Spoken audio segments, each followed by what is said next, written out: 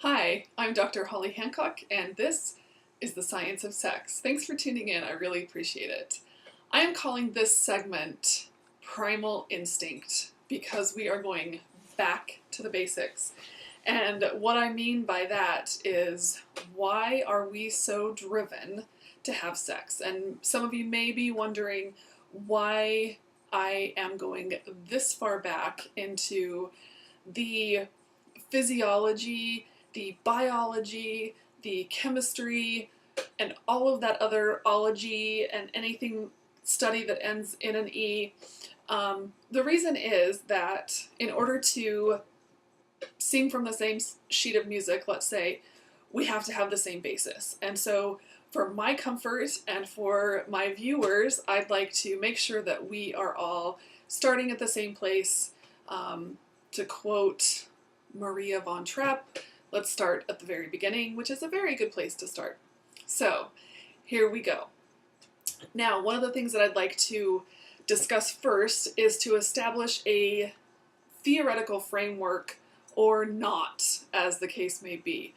I don't know what everyone's belief system is out there, so I'm not even going to pretend to guess, but I don't want to infuse my beliefs or my theoretical approaches on you when it comes to the basis for sex or the reasons we have sex, etc. So let's go back, and talk about the origins of sex. Now, whether you believe in the idea that we crawled out of primordial soup, or that we came as offspring from a couple who walked out of a garden, or whether you believe that this all started with a bang, no pun intended, maybe yes pun intended, whether this all started with a bang, our sex drives and our primal instincts are the same.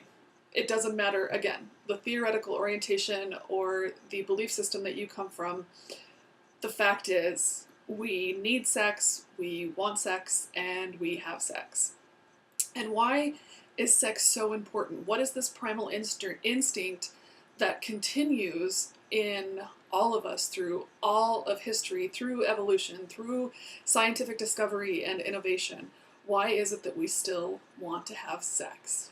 So, I'd like to start with just a brief explanation based on Maslow's hierarchy of needs. Now, Maslow created a pyramid, and if you Google Maslow's hierarchy of needs, you'll get pretty much the same pyramid.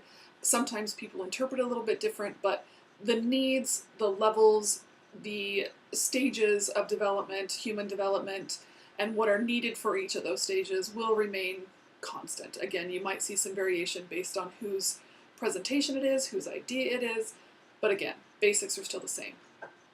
At the base of Maslow's hierarchy of needs, he has the essentials, the things that we absolutely must have in order to survive. And among those things are food, sleep, breathing, sex, elimination, meaning we've got to eliminate waste, otherwise we're going to get toxic overload in our systems, and a few other of those essential things, water being one of them that we need. So at times I have people say, well, why is sex at the base of our needs? And I said, well, again, we have this primal instinct, this drive to perpetuate our species. Without it, we go extinct and we die. And that's just the bottom line. So this urge to procreate, this urge to have progeny and to perpetuate our species is why we have sex. Again, it's primal. It's one of those basic things that we absolutely need. And I'm going to try not to say that again. But folks' desire to procreate and have children have led to a number or a myriad of different ways in which people procreate, the ways in which we bring progeny to this planet, and there's always been a big fight, or has been a big fight, in terms of fetus rights, the rights of the mother, the rights of the father, all of these controversial issues, pro-life, pro-choice, all of that comes down to that primal instinct that we have to have children. The need can run so strongly and so deeply in individuals that even in biblical times, there was arguments over whose child is this child is mine, I deserve this child, so much so that two women fighting over a baby in Bible times, the king said, okay, I've figured this out, cut the baby in half and each of you can have half. And that was his solution. Obviously that didn't happen, but again, in order to make things work, that was his idea. And given the tens of thousands, hundreds of thousands, millions of dollars people spend to have artificial insemination, in vitro fertilization, to cryogenically freeze sperm, eggs, and embryos to ensure that their progeny are guaranteed, or at least the hope of the guarantee is there. Again, these are all the things that throughout history, throughout our lifetimes have come to fruition so that we can perpetuate our species, and that's basic. Now, there is one part of the brain that I will talk about just a little bit tonight, and then I'm going to talk a lot about it in the next episode.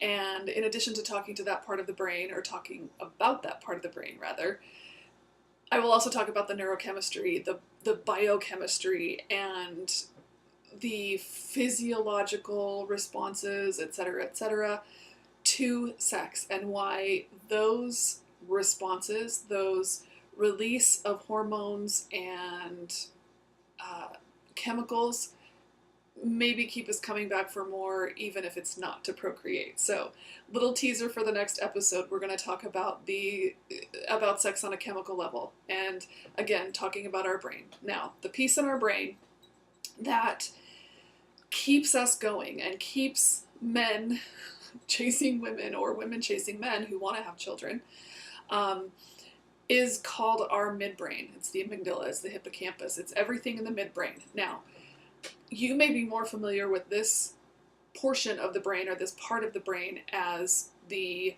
reptilian brain. Again, we're talking about primal instincts here, and what is more primal than the midbrain and the reptilian brain? Now, the reptilian brain has 3 functions, and this is all that it knows how to do, and it boils down to one thing. So in the midbrain, the functions are fight, flight, and freeze. That's it. And what is the purpose of these 3 things? That is survival. And one of the things that we need to survive is to have children. And again, that is one of the basic needs, one of our primal instincts to be here. And the way that we do that is through sex. Now, like I said before, we are going to talk about next time sex from a neurochemical standpoint, and again, biological anatomy and physiology. I promise we'll get through this science-y stuff and get into the juicy stuff, but hopefully you'll understand a little bit more about what drives us on a physiological level that makes sex so necessary.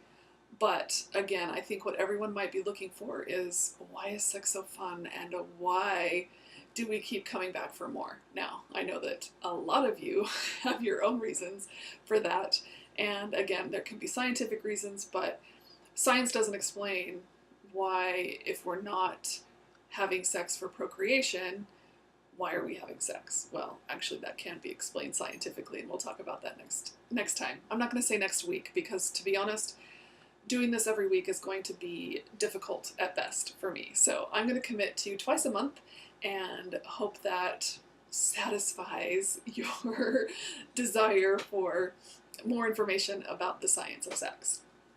If you haven't done so already, please hit subscribe to Holly Hancock Counseling TV so that you get updates every time that there is a new episode of the science of sex, and that way you're not going to miss out an episode, and I don't think you're going to want to, because I think things will get juicier and better from here. So, again, click subscribe on Holly Hancock Counseling TV. Get those emails and keep coming back for more. I'm Holly Hancock, and this is The Science of Sex.